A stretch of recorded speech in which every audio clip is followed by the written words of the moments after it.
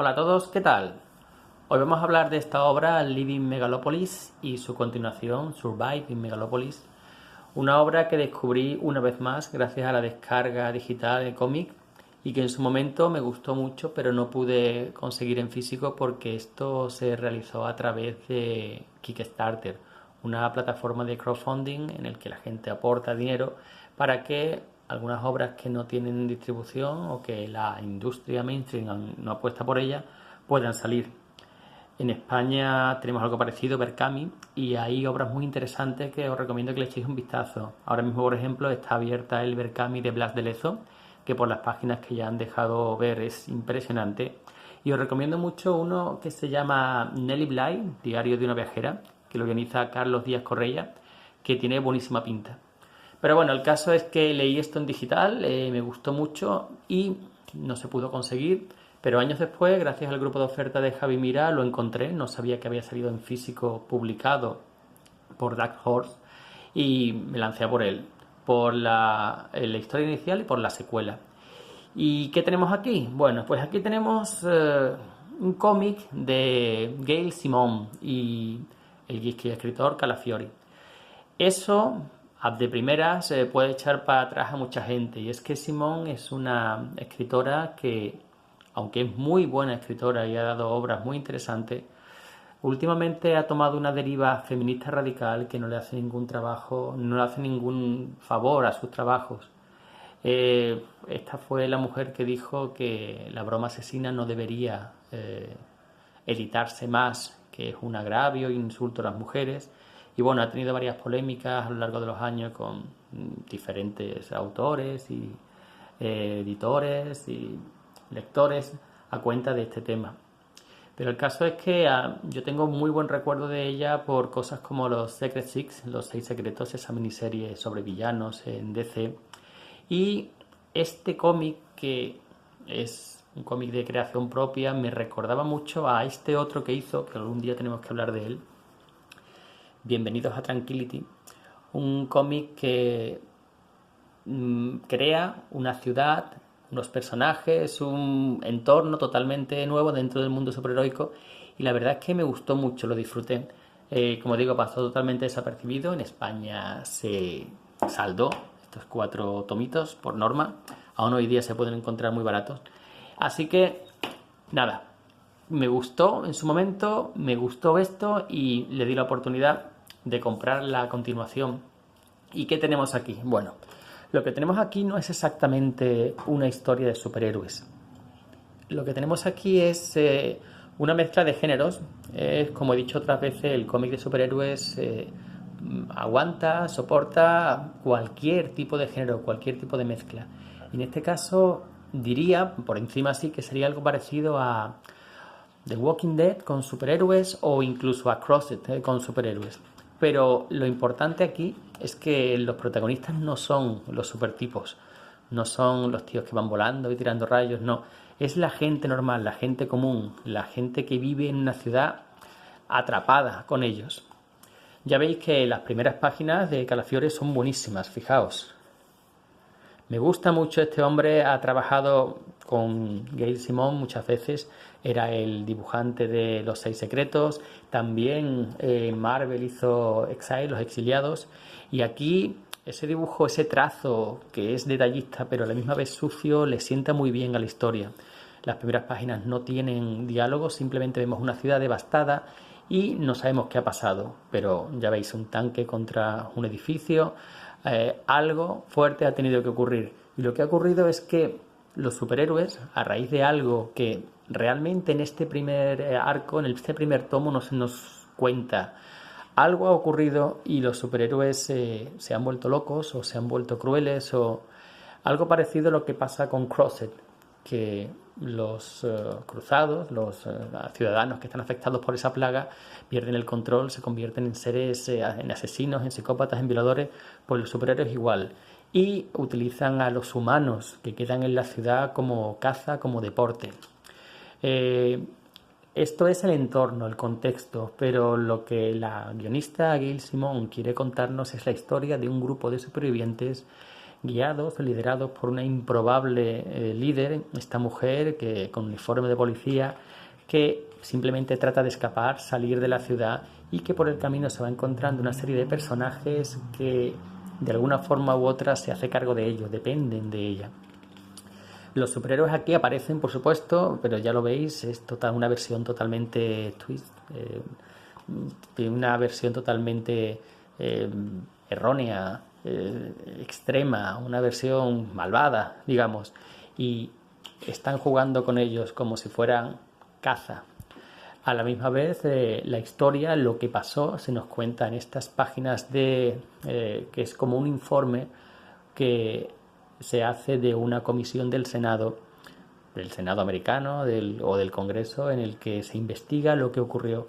Así que conforme avanza la narración, esas páginas nos van contando qué ocurrió para que se dé esta matanza, y hay también historias de flashback de cada uno o de algunos de los personajes principales, sobre todo de la protagonista, de la líder, que aquí vemos que Simón insufla a la obra su ideología feminista bastante fuerte. Aquí no hay ningún personaje masculino que no sea un violador, un asesino, un débil o un pusilánime. Las mujeres aquí son las fuertes, son las que llevan la batuta, el control, pero en este caso a mí no me molesta. ¿Por qué? Porque esta es su historia y sus personajes. Ella puede contarlo desde el punto de vista que quiera, porque ella ha creado los personajes. En otros casos, con unos personajes con larga historia y con una personalidad y una caracterización ya definidas, cambiarlos o hacer un Bendis. Hacer un Bendis es lo que Brian Michael Bendis hizo con El Hombre de Hielo, que durante toda su vida fue un pichabrava o intentando ligar, estaba a 2 pasos de irse a un puticlub, y de repente, ¡pua!, suddenly gay. En fin, aquí no ocurre eso. Aquí los personajes son creados desde el principio, ella les da las personalidades que quiere, y la historia además funciona muy bien.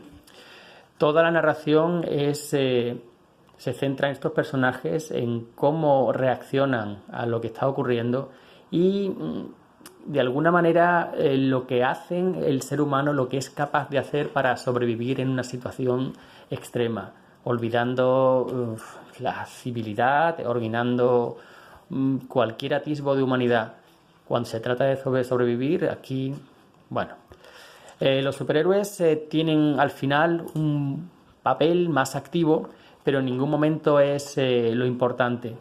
En ese aspecto es un poco como The Walking Dead, que sí, los caminantes están siempre presentes en la obra, pero lo que importa es las relaciones entre los personajes principales, entre los simples humanos. Esta primera historia funciona muy bien, todos los personajes están muy bien construidos, la relación que hay entre ellos. Quizá hay un tufillo a feminismo radical, porque no es normal que ningún personaje masculino tenga algún rasgo positivo, pero bueno.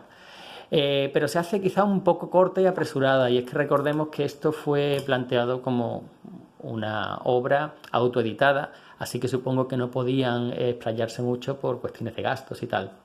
Pero tuvo bastante éxito y dio lugar a una segunda parte, Surviving Megalopolis, que curiosamente aquí se marcan un bot en Dark Horse. Me refiero, ¿veis? Con el brillo, la primera parte es como una especie de papel satinado, pero y con un lomo verde oscuro, y la segunda parte es un papel mate que no brilla, y esto es mucho más clarito, de forma que esto en la estantería, pues la verdad es que no queda exactamente igual. Quizá ahora con esta iluminación no se ve, pero bueno, que en todos lados cuecen habas. En esta segunda parte es los personajes, los que han conseguido sobrevivir, por un giro argumental tienen que volver a la ciudad. Y aquí sí tiene, si en la primera miniserie el peso y la trama estaba centrado en los humanos, en su relación entre ellos, en lo que En esta segunda parte se da mucho más importancia y peso a los superhéroes, a esos superhéroes que son trasuntos que todos conocemos. Tenemos a Overlord, que es Superman, tenemos una especie de Mr. Fantástico o de Plastic Man, mejor dicho, a una Wonder Woman, que es la que parte el bacalao. Por supuesto, Gail Simone es, aquí ya digo, su ideología queda clara. Y aquí se deja un poco de lado el drama de supervivencia, la relación entre, y se centra más en la acción, en explicar qué pasó, qué ocurrió para que los superhéroes actuasen así y cuál es la reacción del gobierno, de las agencias federales. Estos superhéroes, me gusta mucho cómo hace que miren a su pasado. De alguna manera utilizan comic books como comic book de los años 50, en el que los personajes se reconocen a sí mismos como eran. En el fondo es una forma de crítica, porque a los personajes femeninos se las tenían estereotipados como muñequitas y tal, y esto es un contraste con la mujer de hoy día, fuerte, independiente, poderosa, bla, bla. Pero bueno, como digo, si te molesta demasiado ese feminismo radical, pues probablemente te moleste o te resulte difícil disfrutar de la obra, pero yo, siendo un personaje de creación propia y contando ya su historia, no tengo problema. La historia aquí es más grande, o sea, muchas más páginas, presentan a otros personajes de los que ya conocimos en la primera miniserie y explican de forma más o menos satisfactoria qué pasó, por qué ocurrió esto. Me ha gustado menos porque al centrarse más en los superhéroes se olvida un poco de los humanos o su relación entre ellos, las personas que tienen que... Pero aún así es muy entretenida. En cualquier caso, pocas segundas partes están a la altura de la primera y esta no iba a ser una excepción. Y nada más, esto lo tenéis ahora mismo disponible. No sé cuánto costaba, cuánto eran. Unos 14 o 15 euros, no, 14 uno y 17 el otro, en Amazon y en cualquier otra tienda online.